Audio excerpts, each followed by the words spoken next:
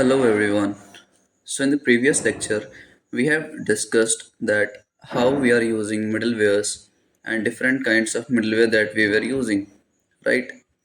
So in this lecture, let me tell you what we are going to do is first let me start my code. It's already started, I think. So this is our code and today we will see what two things. First, how we can receive our message from client in other forms, like till now we are receiving only through JSON format. Okay, today we will see how we can use query string. Done. And after that we will be see the how we can use validation, how we can do validation of our data. Okay, so this will be our roadmap for today. चलिए start करते हैं. सबसे पहले हमने क्या देखा था? सबसे पहले मैं क्लीन अप करूंगा अपना कोड.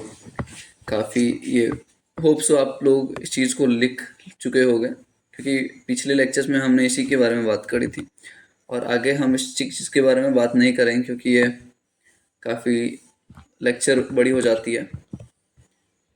तो मैं सारा कमेंटिंग पार्ट हटाऊंगा, ये रहने देता हूँ ताकि समझ आ जाए. ओके, ठीक है, इतना काफ़ी है. अब मैं अगर दिखाऊं आपको तो लेट मी. हाँ, तो आप लोग देख पा रहे हो कि फ्लो क्या था हमारे पास. सब चीज़ रिक्वायर करा मैंने, सब चीज़ इंपोर्ट करा. यहाँ पे इंपोर्ट नहीं बोलते, यहाँ पे रिक्वायर बोलते हैं. ठीक है, ये रहा हमारा कौन सा मिडलवेयर. कल वाले लेक्चर में मैंने मिडलवेयर पढ़े थे. मिडलवेयर क्या होते हैं आपको पता होगी ये चीज़.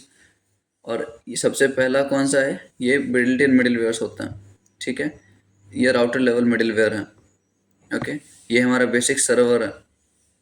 सर्वर नहीं, सॉरी, ये भी मिडलवेयर है. ठीक है, ये इसको कौन सा बोल सकते हैं हम? ये होता है एप्लीकेशन लेवल मिडलवेयर.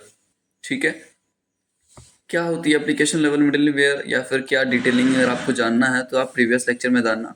वो हम वहाँ 5 टाइप्स के मैंने मिडलवेयर डिस्कस कर रखे हैं, वहाँ से देख सकते हो. ये हमारा क्या है ना, ये है डेटाबेस कनेक्शन करा मैंने यहाँ पे इस लाइन में. डेटाबेस कनेक्शन किया, कनेक्शन के बाद उसको हैंडल किया फ्रॉम मशीन के थ्रू. उसके बाद हमने स्कीमा डिफाइन करी. स्कीमा क्या होती है कि जब भी हम अपने फॉर एग्जांपल लॉगिन पेज में हम ईमेल एंड पासवर्ड सेव करवा रहे हैं लॉगिन फॉर्म से, तो डेटाबेस में वो जो सेव होगा वो किस फॉर्मेट में होगा. फॉर एग्जांपल ईमेल हम यहाँ स्ट्रिंग ले रहे हैं. ठीक है, इसके बाद मैं फ़ोन नंबर ले सकता हूँ जो कि इंटीजर होंगी. ठीक है, उसको मैं यूज़र नेम ले सकता हूँ जो कि स्ट्रिंग होंगी वापस से. तो कौन सा डेटा किस टाइप का होगा वो हम स्कीमा में डिफाइन करते हैं और ये एपीआई यूज़ करते हैं mongoose डॉट स्कीमा. इस चीज़ के लिए हम जो लाइब्रेरी यूज़ करते हैं वो है mongoose. ठीक है, MongoDB के लिए mongoose यूज़ करते हैं. उसके बाद मैंने सबसे पहला अपना डेटा क्रिएट किया यहाँ पे. mongoose डॉट मॉडल से मैंने क्या बनाया है? कलेक्शन. याद रखना, mongoose डॉट मॉडल से क्या होता है? कलेक्शन बनता है. कहाँ पे? हमारे डेटाबेस में. Database means MongoDB, right. So we have done this far. And उसके बाद हम यहाँ पे अपना सबसे पहला डेटा बना रहे हैं. और ये डमी डेटा हम इसलिए बोलते हैं क्योंकि कभी भी डेटा यहाँ हार्ड कोडेड फॉर्म में नहीं आता. मैं करके दिखाऊंगा कि इस चीज़ को हम कैसे आप सर्वर के अंदर लिख सकते हैं. अभी के लिए मैंने सेपरेट लिखा है. ठीक है, तो कंफ्यूज मत होना, मैं समझाने के लिए अभी लिखा है ऐसा. उसके बाद जब डेटा सेव हो जाएगा उसके बाद मैं वापस से प्रॉमिस चेन लगाऊंगा कि अगर मेरा डेटा सेव हो गया है तो मुझे कुछ रिजल्ट दो, मुझे कुछ कंसोल लॉग पे प्रिंट करवाना है कि डेटा इज सेव्ड. और अगर डेटा सेव नहीं हुआ है तो कैच में उसको भेजो और एरर प्रिंट करवा दो. राइट, ठीक है, इतना समझ लिया हमने. अब देखो यहाँ पे क्या है, ये जो है ना, ये पूरा यहाँ से यहाँ तक ये एक सर्वर है. इसमें मैंने क्या करा था? मिडलवेयर इंक्लूड करी थी. यहाँ तक ये है मिडलवेयर का पार्ट. सॉरी, यहाँ से है मिडलवेयर का पार्ट. ठीक है, मिडलवेयर के पास दो एक्सेस होते हैं, रिक्वेस्ट एंड रिस्पॉन्स का. तीसरा एक नेक्स्ट फंक्शन होता है जिसको ये कॉल करता है. जब तक ये नेक्स्ट फंक्शन को कॉल नहीं करेगा ये वाला पार्ट एग्जीक्यूट नहीं होगा. डन. उसके बाद मैंने चेक करवाया था कि मेथड कौन सा है, किस मेथड से हम अपना डेटा भेज रहे हैं सर्वर पे. अगर वो मेथड गेट है तो ये मैसेज प्रिंट करवा दो, मतलब अपना रिस्पॉन्स दे दो. अगर नहीं है तो बैड रिक्वेस्ट बता दो कि बैड रिक्वेस्ट है. डन. सो इतना हमने समझ लिया था। आज हम देखते हैं कि लेट से हम कौन सा आज सर्वर यूज़ करेंगे, कौन सा राउट वाला। आज हम लॉगिन वाला यूज़ करेंगे, ठीक है। ये वाला मेरा छोटा सा सर्वर है लॉगिन का। अब मैं क्या करूँगा, लॉगिन राउट था मेरा, मैं सबसे पहले अपना पोस्टमैन खोलूँगा।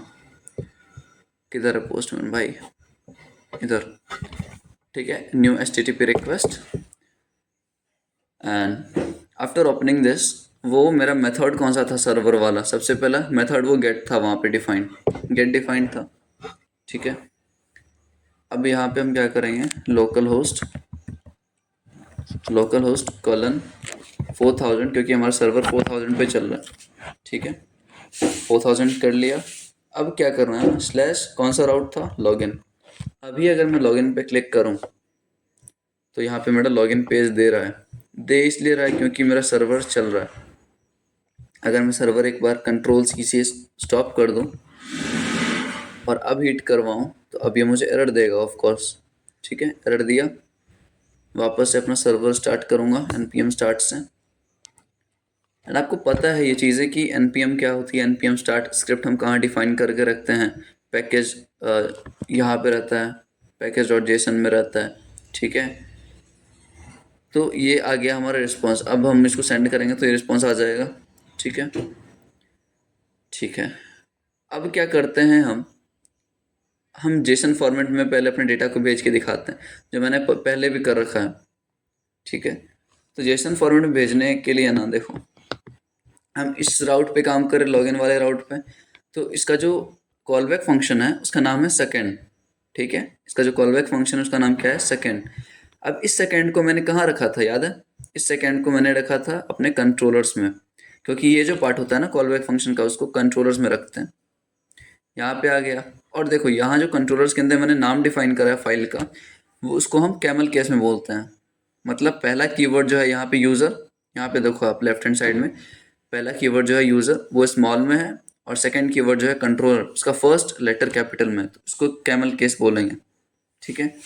अब ये रहा मेरा सेकेंड का क्या कह सकते हैं, लॉगिन पेज, ठीक है। सेकेंड का लॉजिक बोल सकते हैं।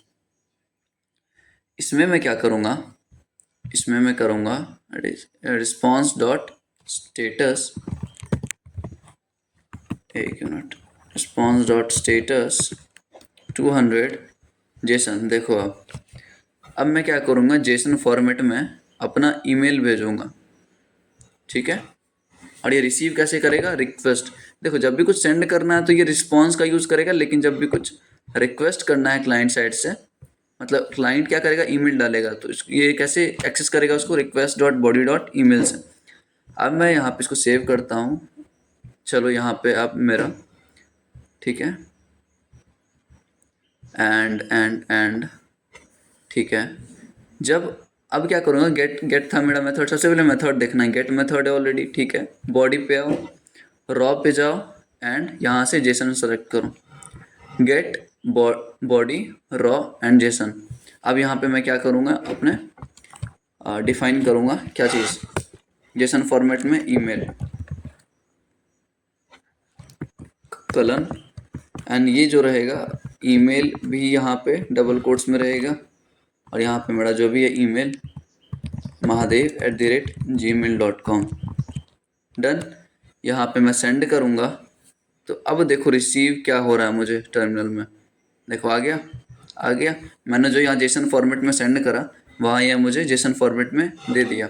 और ये किससे एक्सेस कर रहा है, रिक्वेस्ट डॉट बॉडी, क्योंकि देखो बॉडी में से भेज रहे हैं हम, यहाँ देखो आप, request dot body dot email. समझ आ गया आपको। तो ये रहा हमारा जेसन फॉर्मेट में हम कैसे डेटा को भेजते हैं या रिसीव करते हैं सर्वर में, ठीक है। अब हम क्या देखेंगे, अब हम देखेंगे कि क्वेरी स्ट्रिंग का हम कैसे यूज़ कर सकते हैं, और क्वेरी स्ट्रिंग होती क्या है पहले, ठीक है। उसके बाद हम एरर कोड के बारे में बोलेंगे। एरर कोड मतलब कि स्टेटस कोड, ओके। चलिए नेक्स्ट लेक्चर में मिलते हैं हम।